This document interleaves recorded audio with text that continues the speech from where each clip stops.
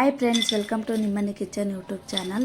ಇವತ್ತಿನ recipe crispy and ಟೇಸ್ಟಿಯಾದ French fries ಯಾವ ಥರ ಮಾಡೋಣ ನೋಡೋಣ ಬನ್ನಿ. ಮನೆಯಲ್ಲಿರೋ ಸಾಮಗ್ರಿಗಳನ್ನು ಬಳಸಿ ತುಂಬ ಸುಲಭವಾಗಿ ಮಾಡ್ಕೊಳ್ಳಬಹುದು. ಇದು ಚಿಕ್ಕ ಮಕ್ಕಳಿಗೆ ಅಂತೂ ತುಂಬ ಇಷ್ಟವಾಗುತ್ತದೆ. ಯಾವ ರೀತಿ ಮಾಡ್ಕೊಳ್ಳೋದಂತ ನೋಡೋಣ ಬನ್ನಿ. ಮೊದಲಿಗೆ ನಾನಿಲ್ಲಿ ಮೀಡಿಯಮ್ ಸೈಜ್ 3 ಆಲೂಗಡ್ಡೆಯನ್ನು ತೆಗೆದುಕೊಂಡಿದ್ದೇನೆ. ಆದಷ್ಟು ಸಿಪ್ಪೆ ಒಣಗಿರೋ ಆಲೂಗಡ್ಡೆಯನ್ನು ತೆಗೆದುಕೊಳ್ಳಿ, ಏಕೆಂದರೆ ಅದರಲ್ಲಿ ಸ್ವಲ್ಪ ಟಾರ್ಚ್ ಕಡಿಮೆ ಇರುತ್ತದೆ. ಸಾಂಬಾರಿಗೆಲ್ಲ ಏನು ಯೂಸ್ ಮಾಡ್ತಾ ಇರ್ತೀವಲ್ಲ, ಅದೇ ಆಲೂಗಡ್ಡೆಯನ್ನು ನಾನಿಲ್ಲಿ ತೆಗೆದುಕೊಂಡಿದ್ದೇನೆ. ಕ್ಲೀನಾಗಿ ಆಲೂಗಡ್ಡೆ ಸಿಪ್ಪೆಯನ್ನು ತೆಗೆದುಕೊಳ್ಳಬೇಕು. ಈ ಥರ ಕ್ಲೀನಾಗಿ ಸಿಪ್ಪೆಯನ್ನು ತೆಗೆದುಕೊಂಡ ನಂತರ ಒಂದು ಆಲೂಗಡ್ಡೆಯನ್ನು 4 ಭಾಗವಾಗಿ ಮಾಡೋದರಿಂದ ಫ್ರೆಂಚ್ ಫ್ರೈಸ್ನ ಶೇಪ್ ತುಂಬ ಚೆನ್ನಾಗಿ ಬರುತ್ತದೆ. ಇದೇ ಮೊದಲನೇ ಬಾರಿಗೆ ನಮ್ಮ ಪೇಜಿಗೆ ವಿಸಿಟ್ ಮಾಡಿದರೆ ಪ್ಲೀಸ್ ಸಬ್ಸ್ಕ್ರೈಬ್ ಮಾಡ್ಕೊಳ್ಳಿ. ಆಲೂಗಡ್ಡೆಯನ್ನು ಈ ರೀತಿ ಸ್ಲೈಸಾಗಿ ಕಟ್ ಮಾಡಿಕೊಂಡು ನೀಟಾಗಿ ಉದ್ದಕ್ಕೆ ಕಟ್ ಮಾಡ್ಕೋಬೇಕು. ತುಂಬ ತೆಳ್ಳಗೆ ಕಟ್ ಮಾಡಿಕೊಂಡ್ರೆ ಚೆನ್ನಾಗಿ ಬರಲ್ಲ. ಸ್ವಲ್ಪ ದಪ್ಪ ಕಟ್ ಮಾಡಿಕೊಂಡು ಈ ರೀತಿ ಉದ್ದುದ್ದಕ್ಕೆ ಕಟ್ ಮಾಡಿಕೊಳ್ಬೇಕು. ನಾವು ಬೇಕಾದರೆ ಆಲೂಗಡ್ಡೆಯನ್ನು ಸ್ಲೈಸ್ ಮಾಡಿಕೊಂಡು ಒಂದರ ಮೇಲೊಂದಿಟ್ಟು ಒಂದು ಸಲ ಕಟ್ ಮಾಡ್ಕೊಳ್ಬೋದು. ಇಲ್ಲಾಂದರೆ ಈ ರೀತಿ ಒಂದೊಂದಾಗಿ ಕಟ್ ಮಾಡ್ಕೊಳ್ಬೋದು.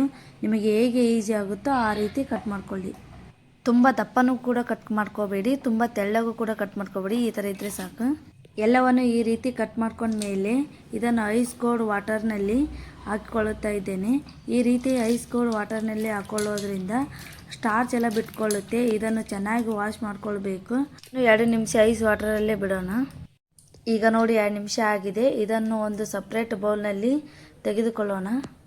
ಈ ಥರ ಐಸ್ ವಾಟರ್ನಲ್ಲಿ ಹಾಕಿ ಮಾಡುವ ಫ್ರೆಂಚ್ ಫ್ರೈಸ್ ತುಂಬ ಕ್ರಿಸ್ಪಿ ಆ್ಯಂಡ್ ಟೇಸ್ಟಿಯಾಗಿ ಬರುತ್ತದೆ.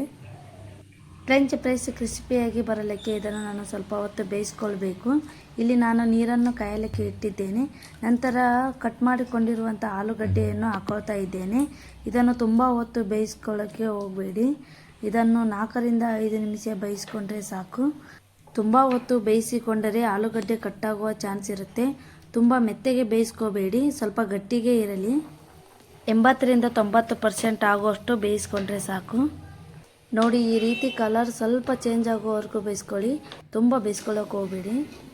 ಈ ರೀತಿ ಆಲೂಗಡ್ಡೆಯನ್ನು ಬೇಯಿಸ್ಕೊಂಡ ಮೇಲೆ ನಾನು ಇದನ್ನು ಒಂದು ಬೌಲಿಗೆ ಹಾಕಿಕೊಳ್ತಾ ಇದ್ದೇನೆ. ಈ ರೀತಿ ಬೇಯಿಸ್ಕೊಳ್ಳೋದ್ರಿಂದ ಫ್ರೆಂಚ್ ಫ್ರೈಸ್ ಕ್ರಿಸ್ಪಿ ಆ್ಯಂಡ್ ಟೇಸ್ಟಿಯಾಗಿ ಬರುತ್ತದೆ. ಬೇಯಿಸಿದ ಆಲೂಗಡ್ಡೆಯನ್ನು ಒಂದು ಕಾಟನ್ ಬಟ್ಟೆಯಲ್ಲಿ ಹಾಕಿ ಅದರಲ್ಲಿನ ನೀರನ್ನು ಎಲ್ಲ ಚೆನ್ನಾಗಿ ಡ್ರೈ ಮಾಡ್ಕೋಬೇಕು. ಈ ರೀತಿ ಸ್ವಲ್ಪ ಹರಡಿ ಸ್ವಲ್ಪ ಬಟ್ಟೆಯನ್ನು ಕವರ್ ಮಾಡಿ ಇಟ್ಟರೆ ಆಯಿತು.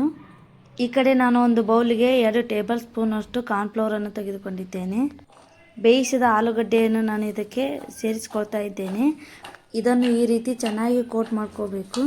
ತುಂಬ ದಪ್ಪ ಕೋಟ್ ಆಗೋದು ಬೇಡ, ಲೈಟಾಗಿ ಕೋಟ್ ಆದರೆ ಸಾಕು. ನೋಡಿ, ಈ ರೀತಿ ಚೆನ್ನಾಗಿ ಎಲ್ಲ ಕಡೆ ಕೋಟ ಆದ ಮೇಲೆ ಇದನ್ನು ನಾನು ಜಡಿ ಮಾಡ್ಕೊಳ್ತಾ ಇದ್ದೀನಿ. ಈ ರೀತಿ ಸ್ವಲ್ಪ ಜಡಿ ಮಾಡ್ಕೊಳ್ಳೋದ್ರಿಂದ ಇದರಲ್ಲಿರುವ ಎಕ್ಸ್ಟ್ರಾ ಹಿಟ್ಟೆಲ್ಲ ತೆಗಿಬೋದು. ಫ್ರೆಂಚ್ ಫ್ರೈಸ್ ತುಂಬ ಕ್ರಿಸ್ಪಿಯಾಗಿ ಬರುತ್ತದೆ. ಈ ಕಡೆ ನಾನು ಆಗಲೇ ಎಣ್ಣೆ ಕಾಯಲಿಕ್ಕೆ ಇಟ್ಟಿದ್ದೆ. ಎಣ್ಣೆ ಚೆನ್ನಾಗಿ ಕಾದ ಮೇಲೆ ಗ್ಯಾಸ್ ಹೈ ಫ್ಲೇಮಲ್ಲಿಟ್ಟು ಕೋಟ್ ಮಾಡಿಕೊಂಡಿರುವಂಥ ಆಲೂಗಡ್ಡೆಯನ್ನು ಹಾಕೋತಾ ಇದ್ದೇನೆ. ಇದನ್ನು ಮೀಡಿಯಮ್ ಟು ಹೈ ಫ್ಲೇಮಲ್ಲಿಟ್ಟೆ ಫ್ರೈ ಮಾಡ್ಕೊಳ್ಳಿ. ಈ ರೀತಿ ಚೆನ್ನಾಗಿ ಮಡಚಾಕಿಕೊಂಡು ಫ್ರೈ ಮಾಡ್ಕೊಳ್ಳೋದ್ರಿಂದ ಚೆನ್ನಾಗಿ ಬರುತ್ತೆ. ಸ್ವಲ್ಪ ಕ್ರಿಸ್ಪಿ, ಸ್ವಲ್ಪ ಒಂಬಣ್ಣ ಬರುವವರೆಗೆ ಫ್ರೈ ಮಾಡಿಕೊಂಡ್ರೆ ಸಾಕು. ಈಗ ಇದನ್ನು ನಾನು ಒಂದು ಪ್ಲೇಟಿಗೆ ಹಾಕೋತಾ ಇದ್ದೇನೆ. ನೀವು ಇದನ್ನು 2 ಸಾರಿ ಆದರೂ ಫ್ರೈ ಮಾಡ್ಕೊಳ್ಳಬಹುದು. ನೀವು 2 ಸಲ ಫ್ರೈ ಮಾಡ್ಕೊಳ್ಳೋದಾದರೆ ಫಸ್ಟ್ ಟೈಮ್ ಫ್ರೈ ಮಾಡ್ಕೊಳ್ಳುವಾಗ ಲೈಟಾಗಿ ಫ್ರೈ ಮಾಡ್ಕೊಳ್ಳಿ. ಸೆಕೆಂಡ್ ಟೈಮ್ ಏನು ಫ್ರೈ ಮಾಡ್ಕೊಳ್ಳುತ್ತಿರ್ತೀರಲ್ವ, ಅದನ್ನು ಕ್ರಿಸ್ಪಿ ಆ್ಯಂಡ್ ಒಂಬಣ್ಣ ಬರುವವರೆಗೂ ಫ್ರೈ ಮಾಡ್ಕೊಳ್ಳಿ. ನಾನು ಇಲ್ಲಿ ಒಂದೇ ಬಾರಿ ಫ್ರೈ ಮಾಡ್ಕೊಂಡಿದ್ದೇನೆ. ನಾನಿಲ್ಲಿ ಕಾರ್ನ್ಫ್ಲೋರ್ ಹಾಕಿ ಮಾಡ್ಕೊಳ್ಳೋದ್ರಿಂದ ಚೆನ್ನಾಗಿ ಕ್ರಿಸ್ಪಿಯಾಗಿ ಬರುತ್ತೆ. ಫ್ರೈ ಮಾಡ್ಕೊಂಡ್ಮೇಲೆ ಒಂದು ಬೌಲಿಗೆ ಹಾಕೋತಾ ಇದ್ದೇನೆ. ಅದಕ್ಕೆ 1 ಟೀ ಸ್ಪೂನಷ್ಟು ಚಿಲ್ಲಿ ಪೌಡರ್, ರುಚಿಗೆ ತಕ್ಕಷ್ಟು ಉಪ್ಪು ಹಾಕೊಂಡಿದ್ದೇನೆ. ಈ ರೀತಿ ಚೆನ್ನಾಗಿ ಮಿಕ್ಸ್ ಮಾಡ್ಕೊಳ್ಳಿ. ಉಪ್ಪು ಖಾರ ಎಲ್ಲ ಚೆನ್ನಾಗಿ ಮಿಕ್ಸ್ ಆಗಲಿ. ನೀವು ತಿನ್ನೋ ಖಾರಕ್ಕೆ ಅನುಗುಣವಾಗಿ ಚಿಲ್ಲಿ ಪೌಡರ್ ಹೆಚ್ಚು ಕಮ್ಮಿ ಹಾಕೋಬೋದು. ನೋಡಿ, ನಾನೀಗ ಒಂದು ಪ್ಲೇಟಿಗೆ ಸರ್ವ್ ಮಾಡ್ತಾ ಇದ್ದೇನೆ. ಫ್ರೆಂಚ್ ಫ್ರೈಸ್ ಯಾವ ಥರ ಬಂದಿದೆ ಅಂತ ನೀವೇ ನೋಡ್ಬೋದು. 3 ಆಲೂಗಡ್ಡೆ ಇದ್ದರೆ ಸಾಕು, ಮನೆಯಲ್ಲೇ ಕ್ರಿಸ್ಪಿ ಆ್ಯಂಡ್ ಟೇಸ್ಟಿಯಾಗಿ ಫ್ರೆಂಚ್ ಫ್ರೈಸ್ ಮಾಡ್ಕೊಳ್ಬೋದು. ಟ್ರೈ ಮಾಡಿ ಹೇಳಿ ಹೇಗೆ ಬಂತು ಅಂತ ಕಮೆಂಟ್ ಹಾಕೋದು ಮಾತ್ರ ಮರಿಬೇಡಿ. Thank you.